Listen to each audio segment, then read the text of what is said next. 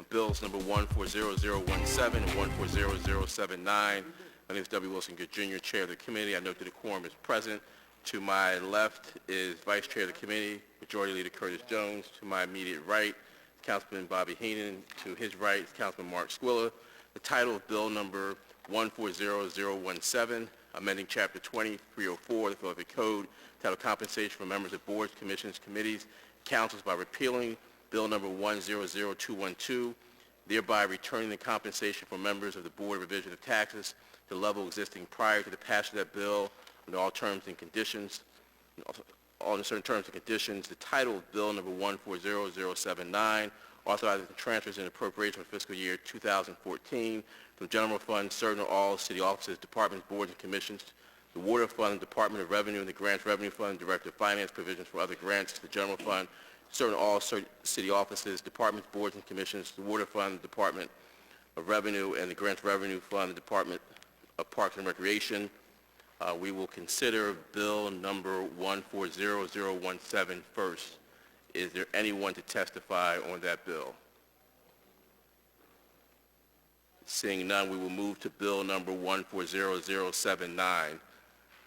Will the administration please come forward?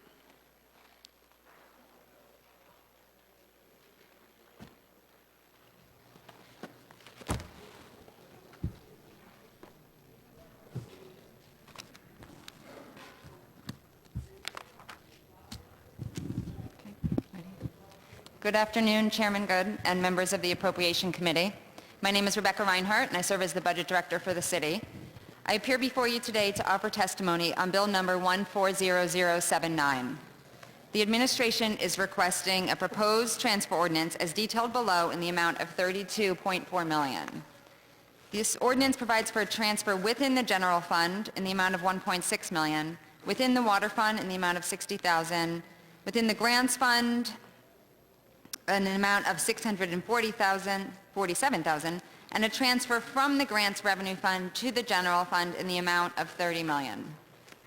This ordinance is needed to transfer appropriations to those agencies and expenditure classes where shortages have occurred and or additional resources have been deemed necessary, as follows.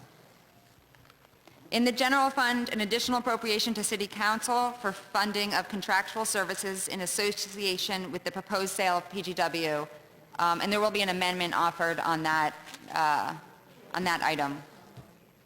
A $77,000 internal realignment within the Office of the Inspector General, $188,000 to Mural Arts for contract services, $927,000 to the Managing Director, for payroll costs associated with the Walk Safe and Town Watch programs, increased payroll costs for selected employees in the Defender Association, and the cost of an employee being reimbursed by the PRA.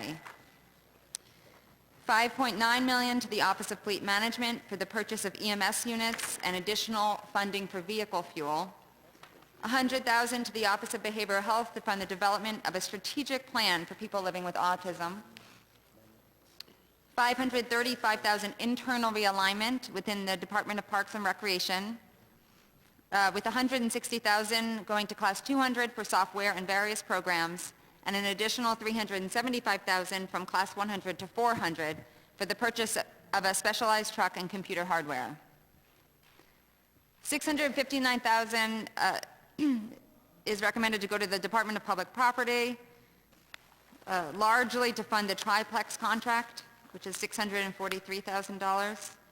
$4.7 million to the prisons due to increased overtime and outside inmate housing costs related to the higher census seen earlier this year.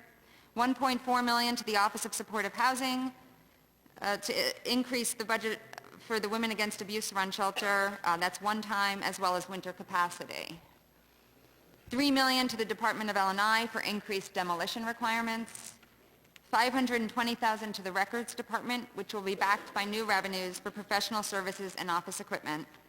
$8.4 million to the Office of the Director of Finance for indemnity payments. $640,000 to the Department of Revenue, including $400,000 by internal realignment to fund the title search work in association with sheriff sale activity, increased postage costs, and customer service improvement and training. $268,000 to the Law Department for increased salary costs, $200,000 in an internal realignment within the Free Library, transferring funding from Class 100 to 300 for the purchase of additional library materials, $307,000 to the Board of Revision of Taxes to fund back pay related to a lawsuit over salaries, $2.5 million to the sheriff in response to the latest labor award, overtime costs, and the request for 30 additional deputy sheriff officers, $347,000 internal realignment within the city commissioner's budget, transferring funding from Class 1 to Class 200 for voter machine maintenance, and $709,000 to the First Judicial District to meet the terms of an agreement between the FJD and the city relating to the increase in probation officer step levels.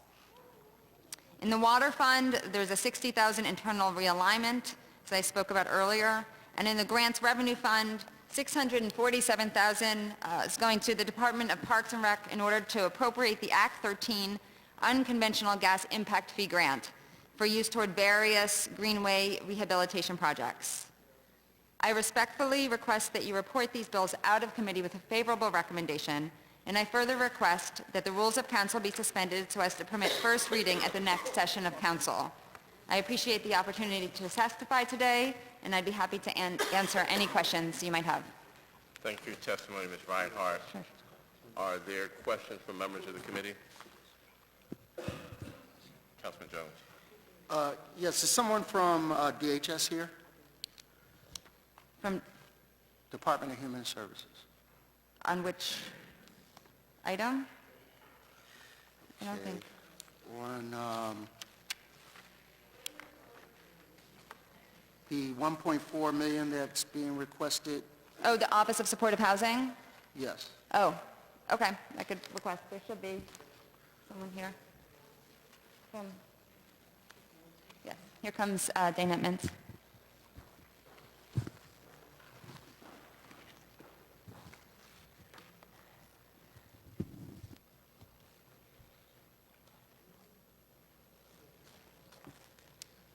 Good afternoon, Dana Mintz, Director of the Office of Supportive Housing.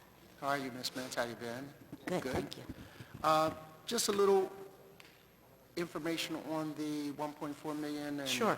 Just a brief snapshot of how we're doing by way of number of beds and number of shelters that we've been able to maintain post the stimulus award that you got. Okay. The $1.4 million is being requested to provide funding to two activities.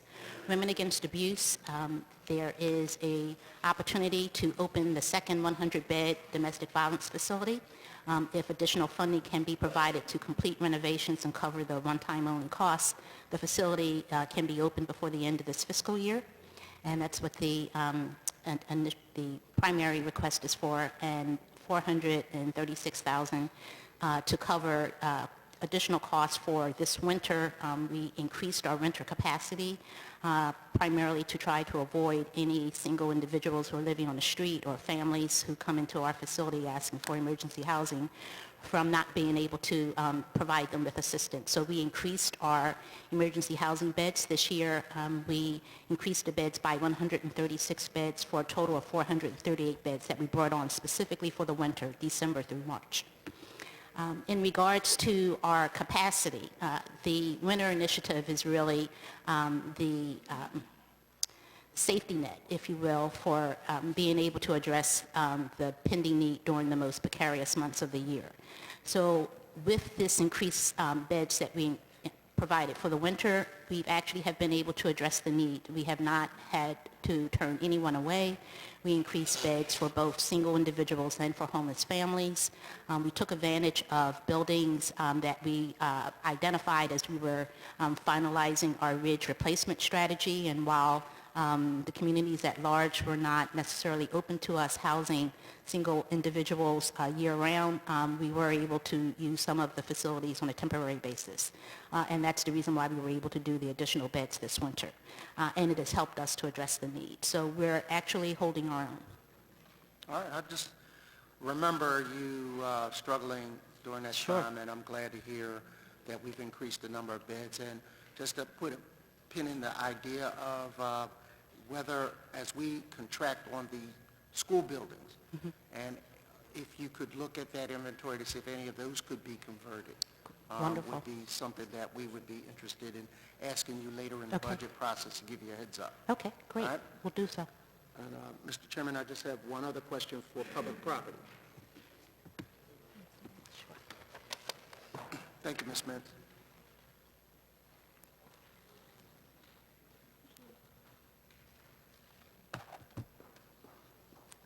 Good afternoon. I'm Bridget Collins Greenwald, the Commissioner of Public Property. How are you today? I'm doing well, thank you. Good. The plaza, Dilworth Plaza, and the construction there, how far are we along on that? It's supposed to be done onto the new adjusted schedule, which is September of this year. So they're moving right along despite the weather. They're getting there. And I wanted to know if you could provide the chair the participation both in contracting opportunities, the diversity numbers, and also on the workforce. Because we're getting pretty much along, and I would like to get a check on where we are. There were commitments made. I know that you share the responsibility with the Center City District by way of monitoring, but that's something that we want to keep our eye on. And where are we at with the lease for the actual skate facility? We're actually, I'll answer that twofold.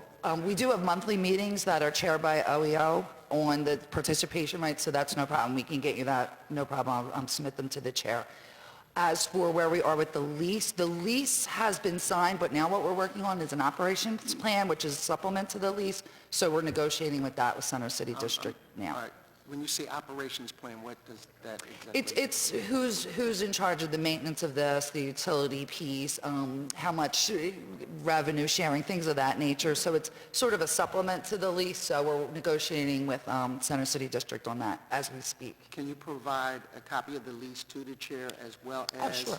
The proposed negotiating points on the operating plan? That the length of that is 25 years out, I hear? I believe it's 25, yeah. Well, I think we might want to It's- take a look at the particulars of that. All right? Thank you so much. Absolutely. Mr. Chairman? You know, for the record, that Councilman Blackwell and Councilwoman Sanchez are members of the committee and are present. Is there anyone else to testify on these bills? Seeing none, thank you very much. There are amendments to both bills before us. We will now move from our public hearing into a public meeting to consider bills number 140017, 140079.